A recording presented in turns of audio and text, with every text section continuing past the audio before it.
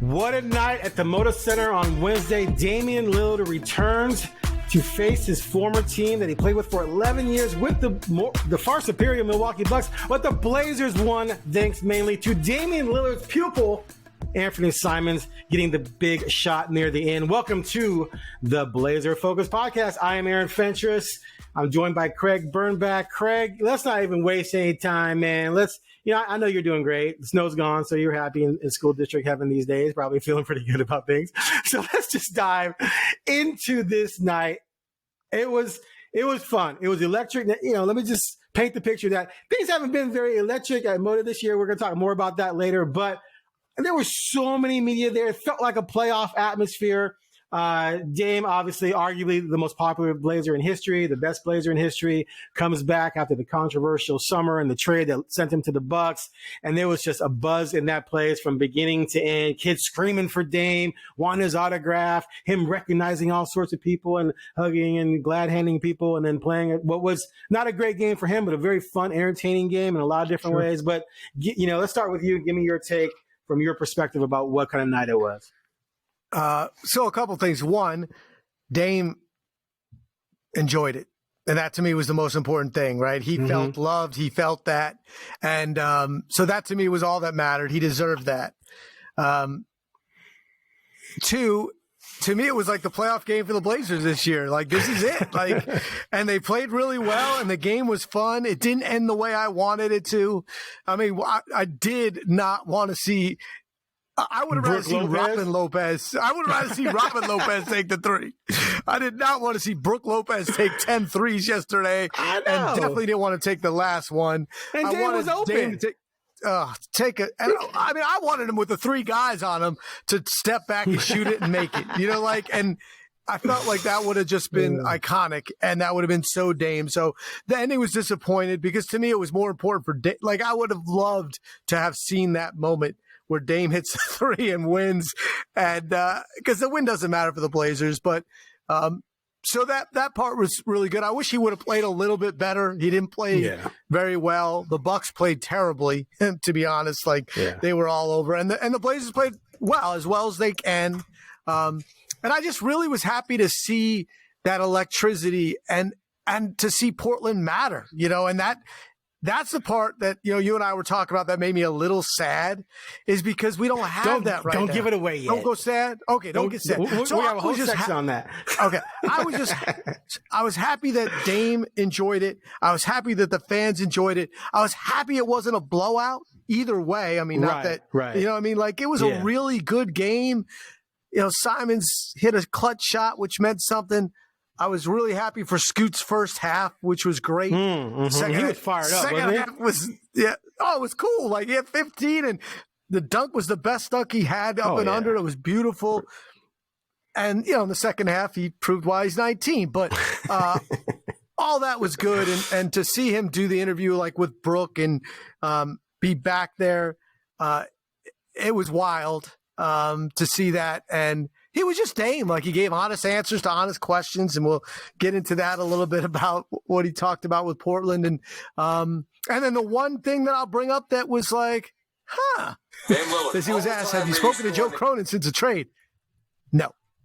That was the one little, the little twist, we're not completely out of this, weirdness. So, but yeah. And you were there. What was the feel like for you, other than for the first time in a while, you probably had to jostle to get an interview. Yeah, who are all these people? Who are these imposters? And plus, the Bucks traveled deep. The Bucks brought 5 people, not just working for the Bucks, but media people. I've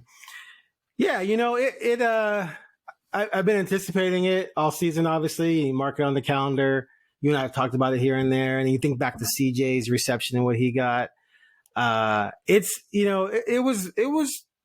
I think it was bittersweet for everyone. I think that, just like with the trade, some people believe that it was time for both people to part, both entities to part. Dame clearly is in a much better place. When I talked to him in Denver, he was talking about how he didn't really want to leave Portland. He wanted to work things out. Even after he requested the trade, he was willing to, when he couldn't get to Miami, he was willing to, stay. He insists that when he said he would come back, he didn't mean come back until a trade could happen. He meant he would come back and try and work it out. He didn't really want to move away from his kids. Like, there's a lot of things that were going on with Dame emotionally. But then I stopped him. I said, okay, but you admit that you're in a better situation, right? And he goes, oh, yeah, definitely. So basketball-wise, he's over it. Personally, he still feels this kind of way about how things went down. And, of course, the whole family situation. I think for some fans, they wish, he was still there because the team stinks and you miss Dame. And for other fans, it was best for everyone because now you can see Dame on a winning team. And so it's just so many different emotions going into it for him. And I think for a lot of people there and people who work for the franchise, but he handled it perfectly. He walked in to the place and I was there with my camera like a bunch of other people. And he looked at me and goes, you're gonna have to show me where the visitors locker room is, and turned down the halls. It was kind of funny. But oh my God, there were the kids in the stands screaming to get his attention to try and get autographs. And he said something cool to me in Denver, and he said it later too, as well, is that, he knew during the game, he was going to see people in certain seats that he's seen in those seats forever and recognize those faces. And I never really thought about that, from a player's perspective, that season ticket holders who sit in section 108, row 12, you're going to see them. And then you recognize those faces over time because you have a brain that can, do those kind of things. So I thought that was really cool. And it just really was a nice detail of the intimate relationship he feels like he has, the close relationship he feels like he has with the fan base. And being there for so many shoot-arounds, doing live shots at 5 and whatever, he was a guy that connected with people that came in early. The group of the old ladies that, always sat together, like he would go and talk to them, and he would go and talk to other people because he's always been that kind of never afraid of connection and never afraid of being who he is. So it's not just he saw them. He's like, that's Pete, and I know, oh my gosh, that kid, I've seen that kid. From age 10 to grow up to 18, right? I mean, some of these kids grow up, and because he's not a guy that he didn't come in and not connect and just put the earphones on and just go in and run to the tunnel to get out. He would chill, that he would sit down in that front row. He loved being at the arena, probably still does. And I'd come and sit there and talk with him. And, when he had his kids and we had our kids at the same time, like, oh, my kid loves dinosaurs. He's like, mine too. He was real like that. And I used to say, you felt like you knew Dame, right? Media felt like they knew Dame. Right. And, he's the best guy I ever covered, the most enjoyable. And some of that is because he connected to people that way. So, and because he did so many events, almost everyone's got a Dame Lillard story outside the arena, if you're that big of a fan, because he wasn't hard to reach. And he loved Portland, and he embraced it like no other Blazer. Everyone thinks of Clyde Drexler in Houston because he went to college there and that was his world. And then he ended up there. Bill Walton in Portland, yes, old timers, but the waving of the towel in Boston, LaMarcus was not like that. So, and Brandon, which is why he left, right? Well, it's one of the reasons why LaMarcus left. He didn't feel connected. And Brandon did, but it was so small, so short, injuries. And then he got shipped out when he was done. So it's just unlike, to me, he is an icon. I don't care. You want to debate whether he's a legend. He's a Blazers legend, and there aren't many. Not the Celtics here. We're not the Lakers here. Right. We don't have a long list of legends. And every legend almost has a quirk to it. And Dame didn't. He fully embraced it. He wanted to be the consummate Blazer, and he was. So to me, that was interesting. Portland has a lot of local legends in our own little bubble. But in terms of transcendent across the country legends, I mean, Walton, Drexler, Dame, pretty much, right? Yeah, I mean, you get into debates about, does Porter go? Does Kersey go? But I don't. It's not the same impact. Locally, but not nationally. Lillard's the biggest star that the Blazers ever had, in the NBA, while he was here, for a consistent period of time. Clyde was great, but he wasn't in he wasn't in national commercial. It was a different time, right? I mean, but still, no. And Lillard was also, he's so smart. He's so smart. You know what I mean? Like, he signed on with Adidas and he made it because he knew they would make it him. Modelo beer was like, I never heard of it. There's Dame, and now everybody's drinking it. You know, like Gatorade. You know what I mean? Like, he got the iconic things that others didn't. It's not necessarily Clyde's fault because Michael Jordan was just so dominant at the time, and he just wasn't him, and they didn't win. And again, Dame didn't win anything really. You know, the one time they got to the conference finals, and that was almost a fluke year. I mean, I don't want to get into debate on that, but that wasn't the team that I thought was going to be the best team. They got there from circumstances, injuries, clutch shot. So, yeah, to have it's not often that and across the board that a legend comes back still in the prime, right? Still an all-star, still that way. And definitely doesn't happen here. You know, it's not something that happens here a lot. So, it was worth it lived up to everything except for the quality of Dame's play. And Brook Lopez took the final shot. Brook was driving me nuts. Damn, Brook Lopez. Well, and there was one time, not the last one, but maybe the second to last one Brook took that he missed, where you could hear Dame yell, Brook. Because Dame was open. I could hear him from where I was sitting. And I'm like, Brook, what are you doing? How are you not like in the last one, he could have definitely given it up to Dame. And either Dame shoots a three or he drives. And, you know, so, and the other thing is, and I talked to one of the people who cover the Bucks. I'm like, why is the offense running through Brook in these situations and not like Brook was taking threes on situations where Giannis never touched the ball. 10 threes. Like, how do you not get the ball to Giannis in a clutch situation? Who's stopping him? And now Giannis was running over people like he was a fullback. He committed some ridiculous charges. He did not play well. Like, what are you doing? But still, go to Giannis first. If they double him, kick it to Dame or someone else open or Brook. But don't anyway. I'm sounding like I'm a Bucks fan, right? I was just frustrated because I wanted mess. Yeah, I wanted Dame. Right, I wanted Dame to get the final shot. Like it was just anyway because that's the storybook. In either you guys a storybook ending with the win, with the make to win, or he misses, and it's just is what it is. I love what he said after the game is that he okay.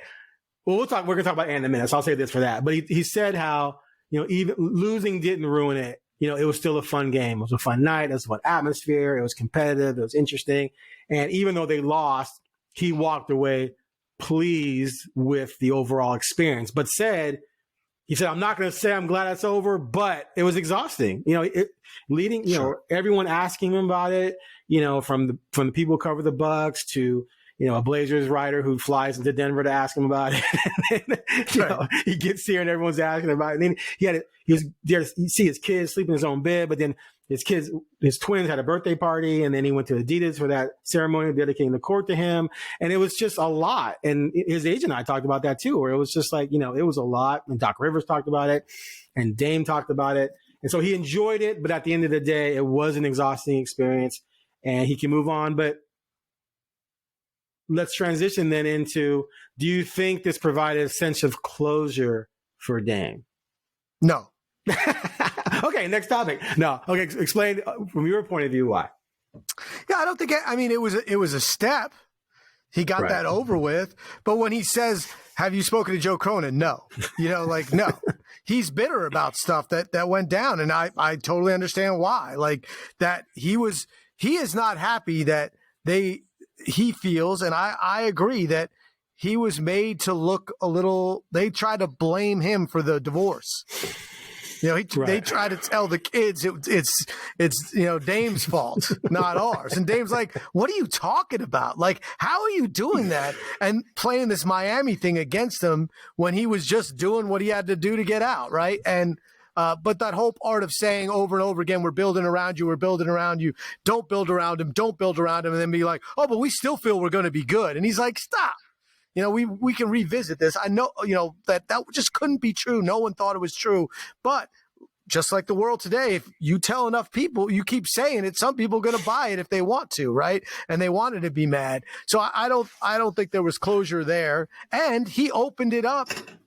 he didn't close the door. Like, he was asked about, Portland, and he could have said, that chapter of my life is over and I've moved on and I loved it, but he didn't. He went to Aaron Fentress's world and said, I still think that I can end my career here in Portland. He told me that in Denver. I put it in my story. Right. I mean, like, he is.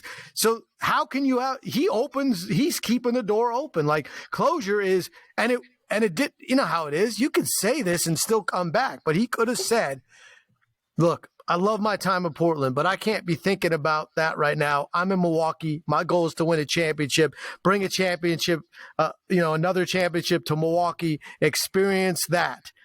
This chapter of my life is closed, right, but he didn't. He said, well, I've already, I still think that I could end up here. And I'm like, well, what? Like, like, really? Like, but that's who he is. He's like, he's honest. Like, most people would not do that, even if they felt that way. So no, there's no closure when you tell the entire world that you think you might be back. And the other thing is, like, what does that mean? Does that mean you think you might be back because you and Joe will patch things up, or that you don't think Joe's going to be here in 4 years, and then that's your pathway back? I mean, that's what's fascinating about it, because that fence would have to be mended. And it's not just Joe. I don't think it's just Joe Cronin. I think it goes to, to ownership and who knows what his relationship is with Bert Cold. I think it's him, and that could have been the follow-up that, didn't happen. Like, could you see yourself playing for this same leadership and ownership group? And wonder what he would say. Because we all know it's inevitable. They got to sell at some point. We just don't know when. That's interesting. But I mean, I can't imagine. Well, I can. There's always things happen, right? Like, right now, it doesn't feel like they could come to a place where that would happen, but right now does't matter. Yeah, if Bert, it would be a few years out. Joe Cronin's only going to be here if they're going to be, if you would think, if the plan actually works. So they'd be good, and that'd be more of a reason. Yeah. But, I have no idea how Dame's going to transition into it. You've always talked about the fact that he's such a good shooter that he might have the ability to transition into a player that doesn't have to score 25, doesn't have to be ball dominant. But you have no proof of that. You just have hope of that.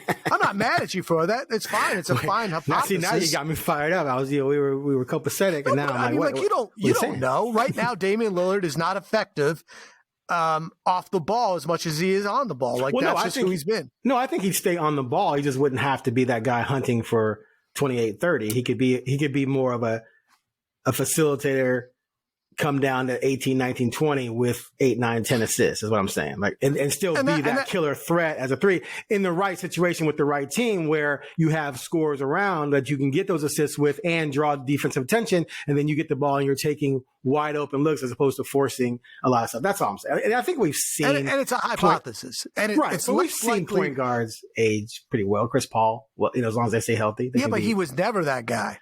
He never averaged 25. He averaged less. He changed with the game. Right. He was always a pass first. But he wasn't a lead guard. So he's a point guard. So are you saying you don't think Dame can mentally adjust that way? Because obviously physically you can. He can. You look at that and you just name Chris Paul. I can name a bunch of guys that it didn't happen for, right? So, like, John Stockton aged well because he never was, a scorer. He was always a facilitator. Iverson didn't. It was all. Well, he refused, though. He refused. Of course, but most guys don't know how to, like, you have to, it's not just that they refuse. It's like, well, I'm not effective like that. I only know how to play one way. Like, Vince Carter did things that no other player did. There's very few people that went from being the most exciting scorer in the world to a role player.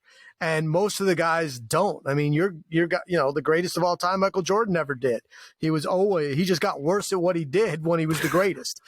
You know what I mean? He was still good, but he still had to score and he still needed the ball. It's just not a lot of guys are able to at the guard position. But, the NBA we're seeing something different. Guys that played point guard were not, I pointed to Iverson, who when Iverson did what he did, he was the rarity. At that size to average that many points, he was not the norm, right? So now it's different because now the way the league is, lead guards, I mean, you got Simons and, like on a team that's terrible that averages over, when healthy, he's going to average 25. So Jalen Brunson, the guy's 6 feet tall and he's scoring 25 a game. Like, that was not the thing.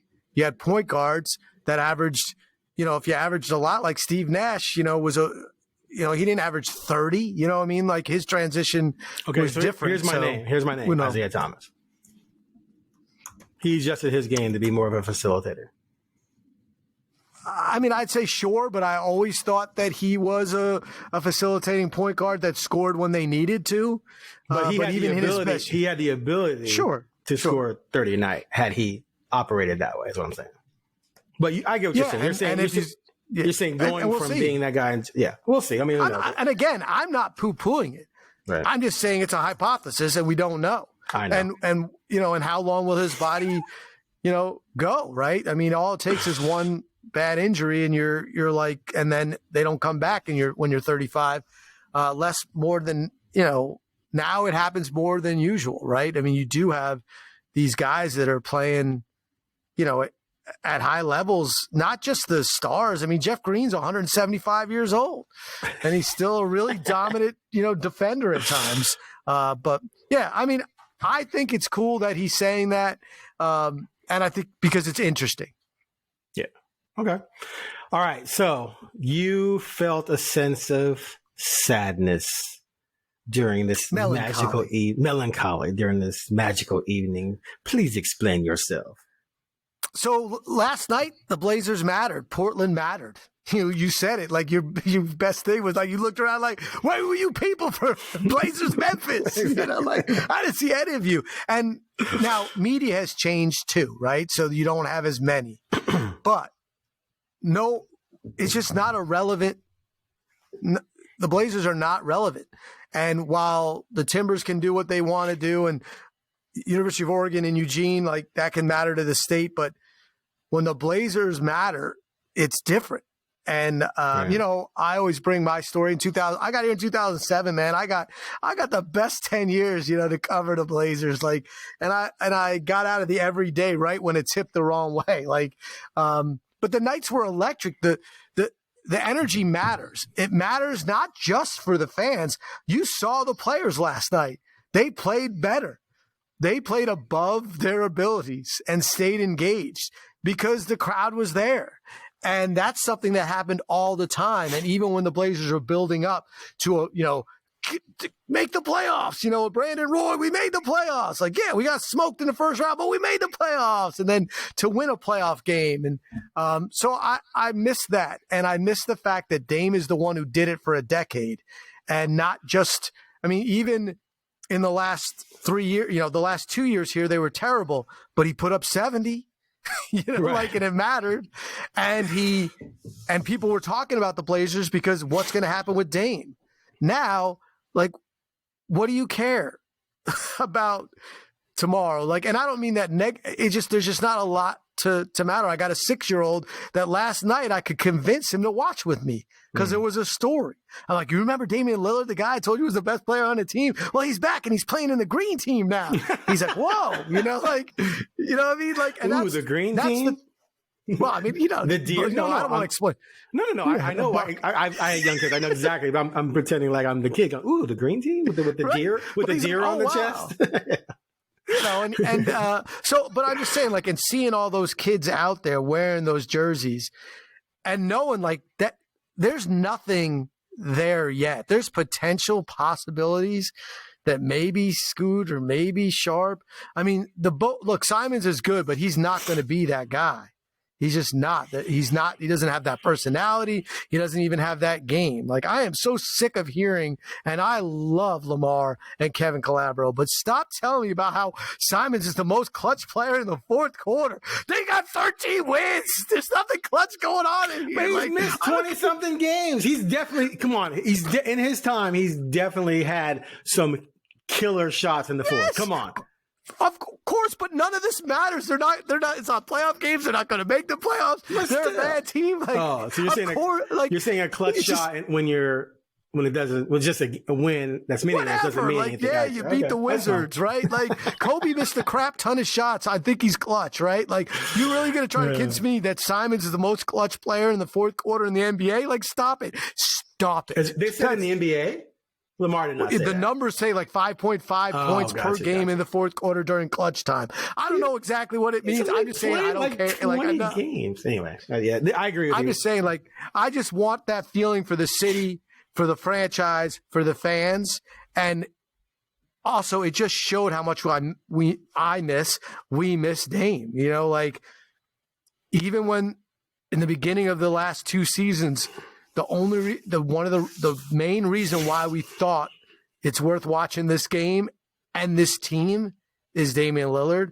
And, so it made me a little melancholy that we just have to that the only thing we're living on, if you're a Blazer fan or covering the team, is hope. And I don't see that shining star. And that, like Dame was, he was rookie of the year. Like he was instant. There was instant understanding that, oh, this guy is something. But before him, Brandon brought that. Brandon brought that. And Brandon and LaMarcus, together. Right. And even the Greg Oden thing, it was the worst bust in history, but there was that hope. Like you had this feeling of possibilities.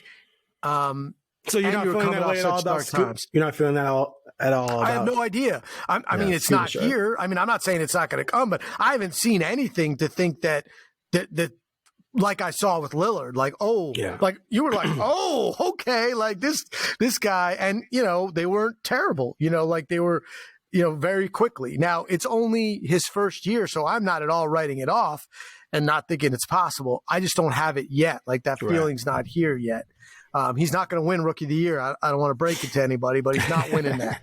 There's two guys well ahead of him, and just and we haven't seen the spark. And you always articulate the fact that he's 19 and point guards don't do that, and that is correct. But it doesn't make up for the fact that there's not another. We haven't found Dame's replacement, and why would we so quickly, right? But that was the melancholy. Yeah, I mean, you know how I feel about Anfernee, and it's so unfortunate that he hurt his thumb in the first game, because I do believe that had he been healthy the entire, reason I believe the whole season to this point, that he's at 26 and 6 a night. Sure. And the fact that he got sick a couple times because of the weather, he says really cold weather just bothers him and messes up his whole, Dang Florida people, his biology. Yeah, exactly. So, do I think he's going to be on par with Dame? Probably not, but he has Dame's traits from a talent standpoint. He has to put everything together, and he's just not. He doesn't demonstrate the leadership chops yet, but he has grown. So maybe there's a couple more years of growth there. We'll see. But when Billups said we don't have an alpha, I mean that rubs some people the wrong way. But he wasn't wrong. He wasn't remotely close to wrong. So anyone who was upset about that is kind of being disingenuous. So we'll see. But yeah, I mean, right now you have a collection of players that all of them are good in their own way, and all of them are extremely flawed in a lot of different ways. It's not a roster that fits in any way, shape, or form. Like I told you at the beginning of the year, the over-under on the number of players who will be on this team still when they make the playoffs, and I was talking about the 10-man rotation, I'm not talking about G League guys or two-way guys, was 4.5, which would be, about half. And I think that's pretty accurate. I talked to someone with Blazers organization about that, not someone who makes roster decisions, but just someone who works there. And he said 2, right? He doesn't even see how there's going to be a ton of players still there. So it's, they're so far off, I think, from being, like you said, relevant. Yep. And so, yeah, I mean, I hear you. And there's been some nights where my row of press people, there's me, and then there's no one until a couple scouts at the end, when it should be. Whereas last night it was full. And so there's nights when people just aren't coming. When I first came and we had 2 anchors from K2, we only had 1 spot. They wouldn't give TV stations more than 1 spot. Mm-hmm. And I wouldn't always get a spot. Like they had the alternate.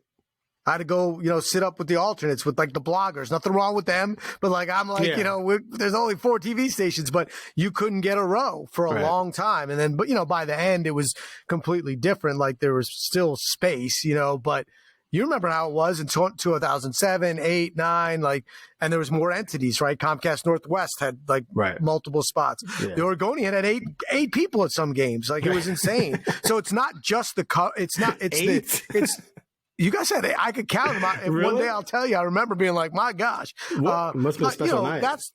Those are 2 different things, right? Those are media. Look, when we used to cover practices, it used to be packed in that little room. I do remember that. There'd be tons of us in that room waiting. And so much so that, the media, the Blazers people decided they weren't going to let us ask for people anymore. They're just going to give us people because it was too much. And now I can only imagine how many, you're in there. Dude, it's just talking to Blazers people. Well, Brooke will show up sometimes. Casey Holdall's obviously there, but they work for the Blazers. And then after that, and then after that, the only TV rotates in and out every once in a while. Sometimes we'll see Brenna. Sometimes we'll see Orlando. But the only 2 people who are consistently there are myself and Sean Hyken. And then I mean consistently. There's other people that pop in and out, but consistently. Sure, but that's a reflection on the media world as well as the Blazers. But if the Blazers were winning, there'd be more people there. The TV stations would be there more. It's just the way it is, and that's where it is. That's what last night was a reminder of. That it's not just the media industry. It's the fact that we used to be there, and there would, TNT was covering the crap. They were on TNT all the time. They're on ESPN all the time. That means you had national crews and you had national writers come in because there was more to the Blazers than just the games. So they were doing features on Dame, features on LaMarcus, and even, sometimes with Paul Allen, and it's just not the same. Right. But, for one night, it was magical. And Dame got what he deserved, and the fans got to, do what they wanted. But it won't be the last time. Like, he's going to come back. The way the schedule works, it's a little different because he is in the East. But it also reminded me how much I'm going to root for Damian Lillard, to win, except for what they play the Knicks. Yeah, that's going to be the thing. And I think that it did show that Blazer fans, most of them, are not get it. The ones that matter. And that's what we talked about. When we talked about this, I said there's no doubt what he'll get when he comes. Yeah. What we're hearing are the trolls and the people that just don't understand it, want to be mad at Dame, the ones that really understand and appreciate what he gave because he never didn't give it all. Right. So, but yeah, I think that I'm more interested in what the Bucks do because they were terrible last night and they got a new coach. Austin White from the Tribune is there a lot as well. I forgot about him. Okay, so,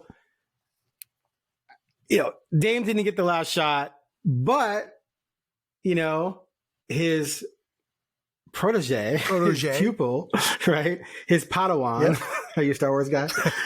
He hit that sick Euro 10-foot floater, which the side step he made on that was just like, I didn't even know what was happening. It was so crazy.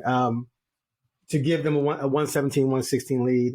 And then, of course, he was some free throws and missed shots. But 119, 116 was the final. That's the game winner. Let's stop there. Yeah, that was the game winner. After that, it got yuck. they didn't need the other 2 points ultimately. But after the game, I asked Damian, I was like, were you both proud and like, oh, damn? And first, he didn't, I don't think he quite understood what I was saying. And he gave me a different answer. Then I kind of came back again and I said, so were you proud when he hit the shot? He goes, I wasn't proud at all in that moment. I wanted to win. But he also talked about how he also wasn't surprised. He wasn't, not expecting him not to make a play because he's seen him do so many things up close and knows how much talent he has. And they're still close. He said they talked all the time. And whenever he gets a chance to watch a Blazer game, he watches it primarily to watch Ant because that's the only guy on the roster that he really has the same he knows Matisse, obviously he knows Grant, but he only played 1 year with them, Matisse a half a year. So, the guy he looks for most is Ant. So it was kind of interesting in that respect. We didn't get the Dame game winner. At least we got sort of like, his underling rising up to sort of beat him, which I thought was pretty cool. And so, and not just his underling, his cheerleader. Yeah, that Dame too. was. Yes. And I don't take this the wrong way. I believed in Ant's talent because Dame told me. Right. Dame not told you, because right? not because Fentress told me. Wait, what? You didn't buy it when I told you? When we never got to see Ant when Ant got there. You know what I mean? Like, because he never played. And Dame was saying, he would bring it up, how much Ant's what he's doing in practices and stuff like that, and tell us, like, hey, wait. You wait, that guy is a baller. He's going to be special. And so he, it's like a lot different. He took him under his wing when he was a teenager. And Ant people think Ant's shy now. I mean, he's, Ant like spoke no words when you put him, a microphone in front of him. You couldn't get him to talk at all. So, so to me, I totally understand that why it's different than, Grant, who was he wanted Grant to come here because he was Grant already. Right. Dame watched Ant go from teenager that didn't play in college to get drafted in the first round, and everyone would be like, what? And no one believed anything Neil O'Shea said. So, but once Dame started saying that, I was like, oh, okay, because Dame had said things before, and you just believe him because he's the most blunt, honest person I've covered. Like, if he's saying this guy's doing special things, it's not lip service. He's actually seeing it. So It's just for him, that's got to be a special relationship. Definitely. So after the game, a lot of people were sort of approaching the storyline of, the team rising up in this big game situation against, the team with the 5th best record in the league. What does this say about the Blazers, et cetera, et cetera? Did that win say anything? Or is it just the NBA, the randomness of the NBA? Well, somewhat, but it also says energy matters.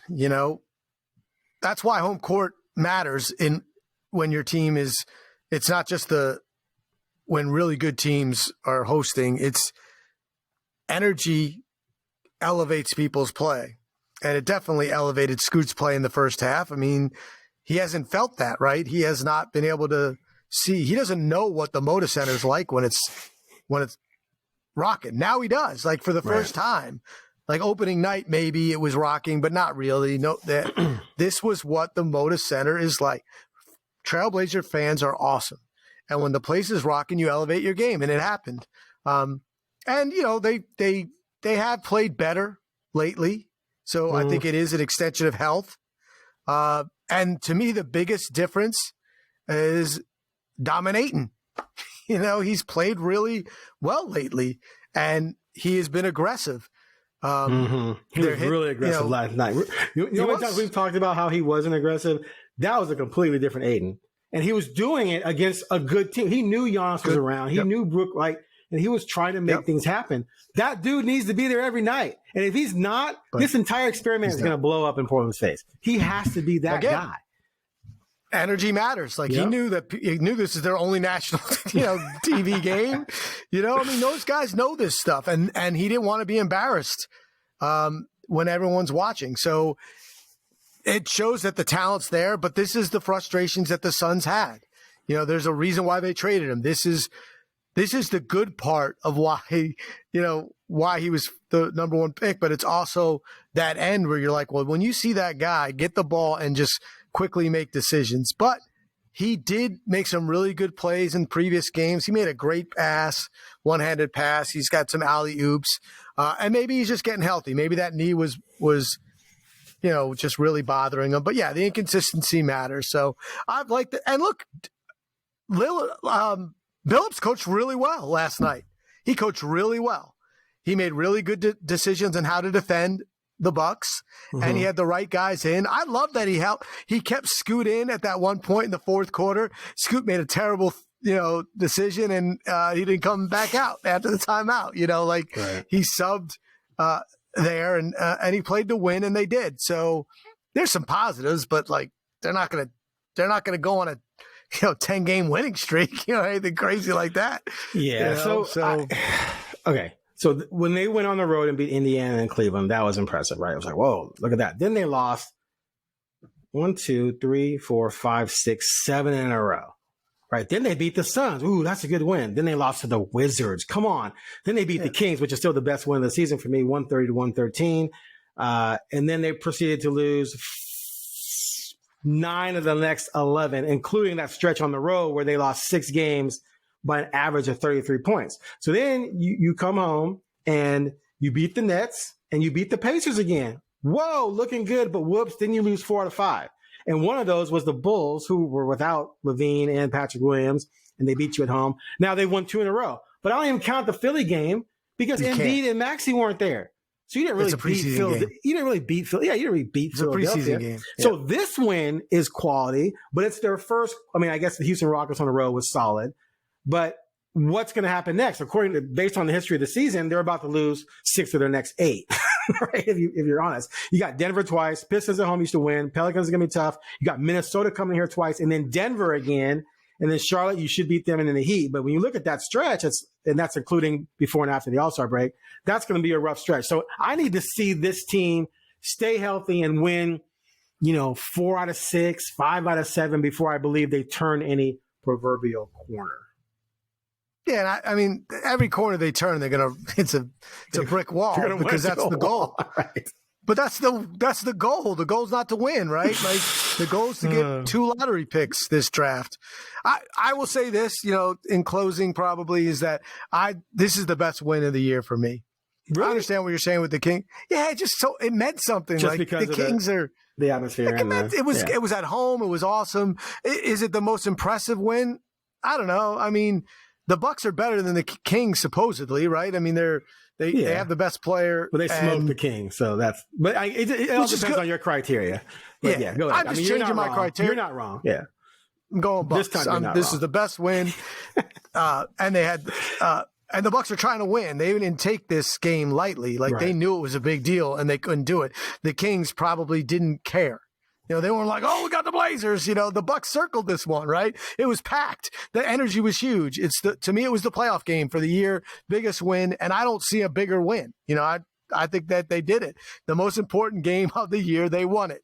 Good for them, because I mean, even if they beat the Lakers, which is always a big deal, or the Warriors, they're both not good, and there's not the same energy there that there will be for this game. Right. But yeah, I'm not going to get caught up in wins and losses. And I don't even care when they win. To me, when they win and Brogdon and Grant, and even Simons are leading the way, I'm like, yeah, okay. But if Scoot's on the bench and Ayton's not playing well and Sharp's not playing at all. Last night was cool. Kamara, man, those were huge. His defense was huge. And that was fun to see, a guy that you hope turns into something. But do you remember that running hook thing he shot over Lopez off the glass? Oh, gosh. Yeah. 10 out of 10 he misses. I asked Chauncey about that after the game. I go, where did that running hook thing come from? He goes, that's the first time I've seen it. I'm like, you haven't seen it in practice? He's like, no, that's not that I've seen. He goes, as a matter of fact, we're going to tell him. I think he said, I told him to put that thing away. I go, you can't. He's 1 for 1.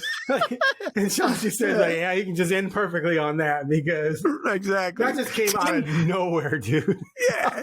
If he took 10 more of those, he'd miss 10 more of those. It was good for him, right? And Scoot hit that one layup where he got stopped at the rim, and he brought in just pure athleticism. Mm-hmm. That also is one of those.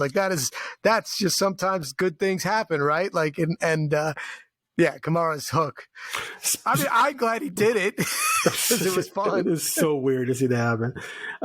It would be like if Ayton did a between the legs step back 3. He'd be like, what was that? That's how weird it was seeing Kamara do that. But what about Dame's dunk? I forgot about that. Do you remember when he came down the lane? Yep, that was beautiful. I thought he was going to be short. And he had just the extra elevation, and it was like, whoa, where'd that? He doesn't do that often. He doesn't go drive the lane and dunk that often. So to see him do it in the way he did that was pretty impressive.